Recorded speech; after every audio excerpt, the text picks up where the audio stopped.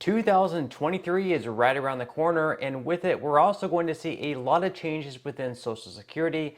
Not only will people receiving benefits be getting the largest raise in 40 years, but many other things will be different as well. So in this video, I'm going to be going over 6 different changes taking place to Social Security in the new year. Now, if you find this video helpful in any way, as always, I would definitely appreciate you giving this video a like, subscribing to my channel, or even sharing it to others that may find it helpful as well. Okay, so jumping right into the video for today, the first change being made to Social Security has more to do with those still in the workforce and will actually only impact around 6% of Americans in total. The maximum taxable earnings amount will be increasing from $147,000 per year this year up to $160,200 in 2023. So just a quick explanation here. When you receive a paycheck as an employee of a company, 6.2% of it is taxed to go towards funding Social Security. Your employer then matches the other 6.2% that you put in. So in total, 12.4% of the income you earn goes into Social Security. If you're self-employed, on the other hand, if you're like an independent contractor, whether that's driving for Uber, Lyft, or just having your own company, you have to pay the entire 12.4%. And this is where the maximum taxable earnings comes into play. So for next year, you only pay the 6.2 to 12.4% tax on the first $160,200 that you earn.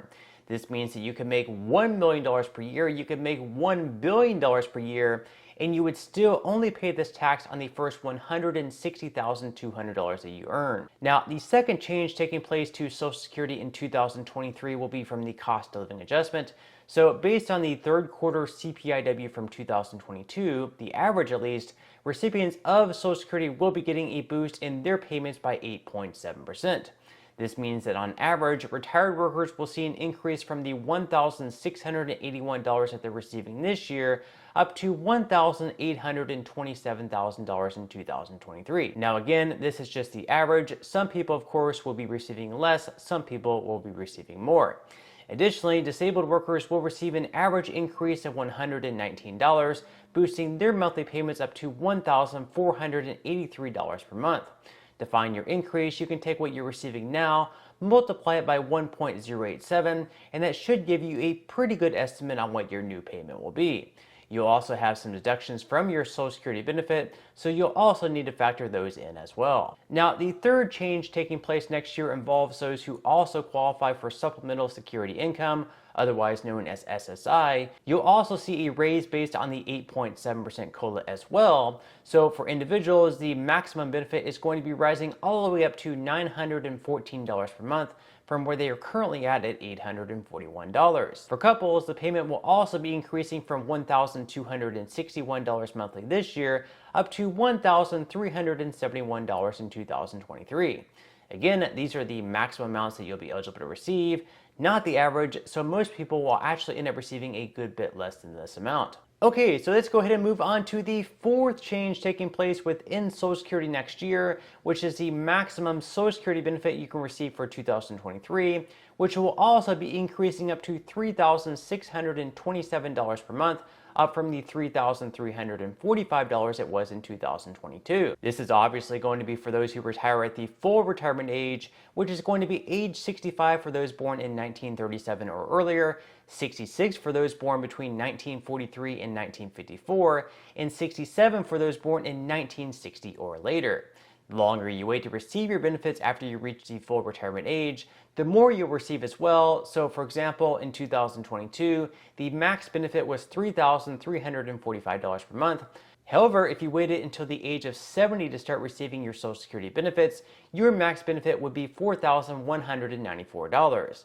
So there's definitely a big incentive there in waiting just a little bit longer to start receiving benefits, especially with life expectancy continuing to increase over the years as well. Now, other than the max amounts increasing for retirees, the retirement earnings test exempt amounts will be going up as well. So for 2023, those below the full retirement age will be able to earn up to $1,770 per month without having benefits withheld. From there, for every $2 that you earn above that threshold, $1 in benefits will be withheld. So if you earn $1,870 per month, you'll have $50 in benefits withheld every month as well. Now, once you're in the year that you reach the full retirement age, which again will differ depending on the year that you were born, these amounts will increase. So for 2023, you'll be able to earn up to $4,710 per month. And from there, $1 in benefits will be withheld for every $3 in earnings above that limit. Then finally, of course, beginning the month that you reach the full retirement age, you can earn however much income that you would like without any benefits being withheld. Finally, the sixth change taking place to Social Security in 2023 actually involves disability thresholds. So every year, for those of you receiving disability benefits, you can also earn up to a certain amount of income without having your benefits at risk. So for 2023, that amount is rising up to $1,470 per month for non-blind recipients and $2,460 per month for blind recipients. For 2023, the monthly earnings that trigger a trial work period for disability recipients is also increasing up to $1,050. Now, I think it's also important to note here that just because you earn less than these amounts, the Social Security Administration can still review your current job duties and make a determination that your health condition does not prevent you from doing gainful activity. So earning below those amounts doesn't necessarily make you 100% safe, and there's even been some cases where disability benefits are revoked from people doing volunteer work if it's considered to be substantial gainful activity. So those are all things that you should definitely keep in mind. But those are the big six changes taking place within Social Security starting next year in 2023. Again, the big one here is that 8.7% COLA, and even though many have made the argument that inflation has been much higher than that amount, it's still going to be the largest increase that we've seen in 40 years. We would have to go all the way back to the 1980s to find a larger increase than this one. Now, throughout this video, I do hope that I was able to explain things in a way that was easy to understand, but if you have any questions, please feel free to leave any that you do have below. Now, I'm not a Social Security expert by any means. I'm not a lawyer or anything like that. So please first reach out to any professional. I'm just a YouTuber. But if you do have any questions, I will do the best that I can to respond to any questions that I get. And again, I'm not a professional here. Make sure to reach out to a professional with any questions that you have. But for the basic ones, I will try to get to them and do the best that I can to answer your questions. Also, you should be receiving, or you should have already received, a letter from Social Security, perhaps in the mail, but also through your Social Security portal, detailing your benefits for 2023. So it should be letting you know, for example, like how much you should be receiving based on the COLA for 2023. So make sure to check that out as well. Now, before I wrap up today's video, if you would like to receive up to 12 free stocks and $5 with the Bitcoin, in the comment section below, I will be leaving a link where you can receive just that from my partner in Webull. And even if you don't feel like investing at this time for whatever reason, what you can always do is once you receive the free stocks is you can simply just sell them for what they're worth and then transfer that money right back to your bank account. Now, to receive these free stocks, what you will need to do first is to open an account. And then after you open an account, at that point, you will have to deposit any amount. It could be as little as 1 penny. So once you open your account and deposit at least 1 penny, you will be receiving all those free stocks. And once you open an account, you'll actually be receiving 2 free stocks. After you make the deposit, you'll be earning those extra free stocks on top of that.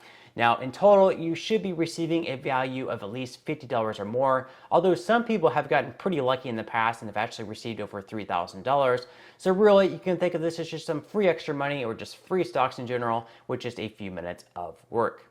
But on that note, I'm going to go ahead and wrap up this video. If you enjoyed the content in today's video and you would like to see more like it, make sure to give this video a like, subscribe to my channel. I would definitely appreciate it if you would.